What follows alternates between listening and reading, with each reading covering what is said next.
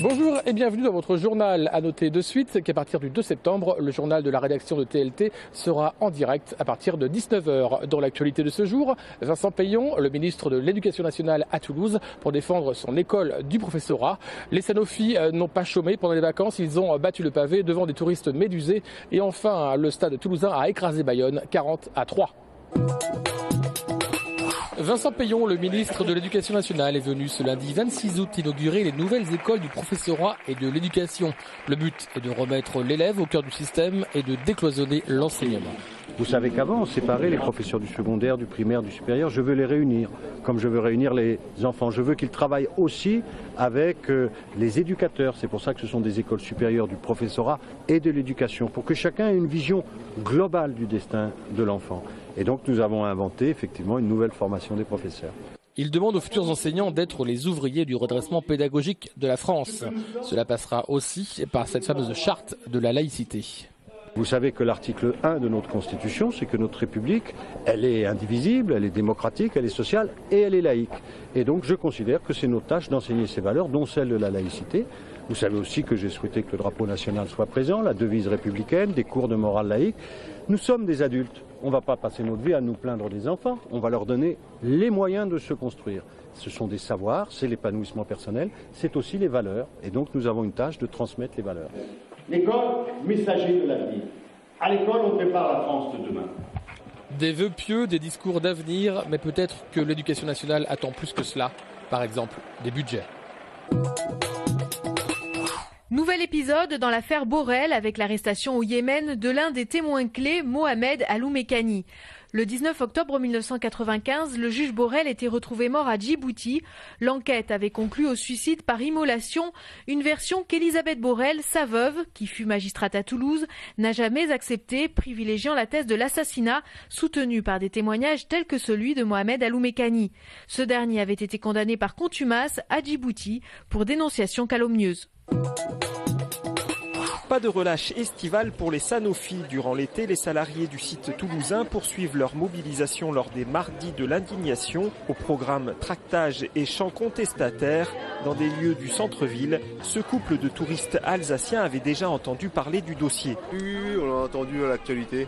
On était passé à autre chose et ça permet justement de sensibiliser plus de monde, de faire des petits rappels. Ça fait un petit moment, c'est vrai que ça dure. Bon, j'ai pas tout suivi, mais c'est vrai que je comprends que ce soit révoltant pour ceux qui travaillent. Pour les manifestants, effectivement toujours révoltés, le combat doit se poursuivre. Pas question d'entendre parler d'externalisation des activités du site ou d'une fermeture. L'objectif final de Sanofi est très clair, toujours très clair, c'est ne plus être à Toulouse très très rapidement. Notre combat est juste, c'est si on laisse passer ces licenciements déguisés, alors que Sanofi fait 8 milliards d'euros, comment on pourrait combattre d'autres licenciements qui viendraient plus tard dans d'autres entreprises. Oui, je suis pas scientifique. On est toujours contre cette décision de la direction de restructurer le site de Toulouse en entité autonome d'ici 5 ans. Et donc comme Sanofi a largement les moyens de garder sa recherche en France, donc on est écœuré. Prochaine réunion avec la direction pour les Sanofi le 3 septembre. Alors au niveau du Levothyrox lui-même, les stocks sont au plus bas, c'est vrai, ces derniers jours. Par contre au niveau du générique, il y a des réapprovisionnements qui ont lieu depuis quelques jours. Pour ce pharmacien du centre-ville, la pénurie de Levothyrox est bien réelle. Les stocks sont quasi vides. Ne reste plus guère que du 150 microgrammes. Les génériques seraient selon lui l'une des solutions à cette pénurie. Constat inverse pour le professeur Caron. S'il a constaté quelques problèmes d'approvisionnement du côté de ses patients, il estime que tout cet affolement est exagéré et qu'il est possible, en combinant divers dosages, de se procurer du Levothyrox. Il déconseille les génériques.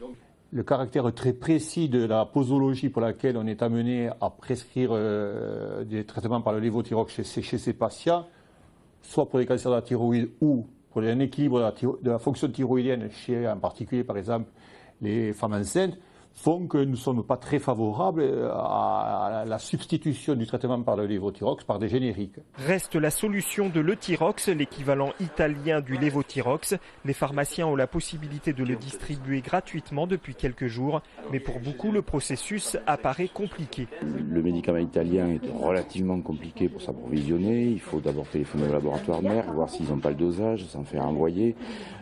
C'est entre guillemets une usine à gaz. Les problèmes actuels pourraient être liés à la demande croissante des pays émergents en lévothyrox. En France, 3 millions de patients ont besoin de ce médicament. L'événement sportif du week-end à Toulouse n'était ni au Stadium ni à Ernest Vallon, mais du côté du Palais des Sports André Brouard. Près de 3000 spectateurs ont assisté au premier tournoi international SAUT Toulouse. Le public a vu aussi la nouvelle dimension qu'on veut donner au club, en ayant effectivement beaucoup d'attractivité, beaucoup d'envie de leur présenter du spectacle cette année. Je crois que le sport en salle et notamment le hand vont vraiment révolutionner l'attrait du grand public pour cette année.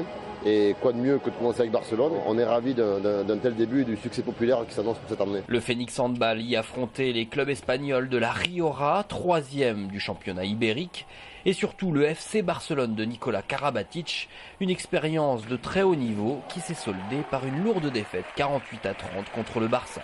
On a rencontré la meilleure équipe du monde avec des grands joueurs et qui pratiquent un handball très simple, très efficace.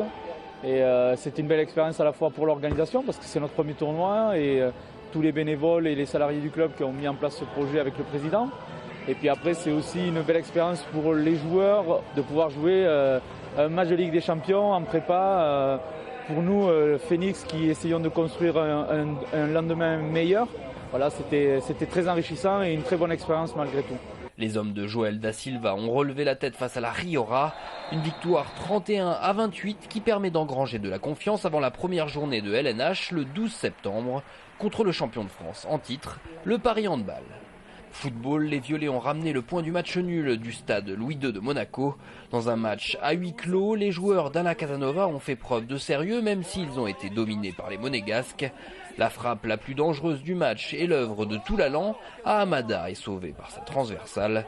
Le TFC a aligné 2 de ses recrues sur la pelouse, Chantôme et Braithwaite, des joueurs au potentiel intéressant qui devraient permettre aux Violets de rapidement engranger une première victoire en championnat. Enfin rugby, après une première mi-temps brouillonne à Ernest Vallon, les joueurs de Guinoves ont sonné la révolte face au leader bayonnais. 4 essais, synonyme de bonus offensif, des intentions de jeu et une montée en puissance significative. La saison des Rouges et Noirs est lancée. Ouais, c'est sûr que ça va nous remettre en confiance pour la suite. En plus, surtout la deuxième mi-temps, on va rester sur cette mi-temps. Les joueurs se sont lâchés et nous, les remplaçants, quand on est rentré, c'était plus facile pour nous aussi de jouer. Le match était déjà un peu fait pour nous et donc on est rentré avec moins de pression qu'on aurait pu avoir en première mi-temps. On peut parler de beaucoup de secteurs de jeu dans le rugby, mais l'envie de se déplacer, l'envie de se faire des passes, c'est ce qui nous a un peu manqué la semaine dernière, malgré tous les rebondissements. Et aujourd'hui, je suis surtout satisfait de ça. Il y a du progrès au moins sur la volonté de déplacer le ballon. À l'image des conclusions de Médard ou Picamol, le jeu toulousain semble sur la bonne voie. Au classement, le Stade toulousain remonte à la 2e place du top 14 avec 6 points au compteur.